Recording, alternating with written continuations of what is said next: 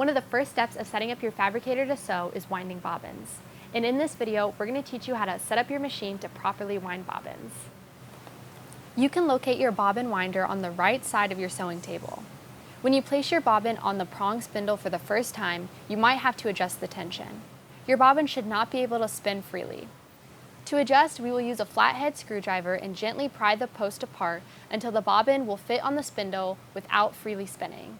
The bobbin also shouldn't be too difficult to get on and off, so if it is, simply push the prongs together until your bobbin fits nicely.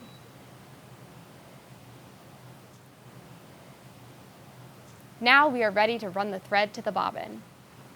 The Fabricator table thread stand has two places for thread, so that you can sew with one and wind bobbins with the other. The thread will run up and through the thread stand arm and down to the bobbin winder.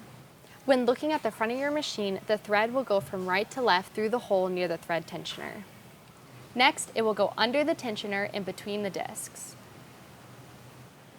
There is a screw located on the tensioner that you can use to adjust this tension. Once the thread is through the tensioner, you can pull it forward to the bobbin. The thread should go from left to right through one of the bobbin holes. You can now push the bobbin winder lever forward and move the wheel against the drive belt, and you're ready to wind bobbins. Once the thread has gone through several rotations in the bobbin, you can then cut off the excess thread off the side. Something else that might need adjusting for the first time is the stop screw. When the bobbin is 80% full, the lever should automatically kick back, and if it doesn't, you can easily adjust the stop screw latch to control the fill.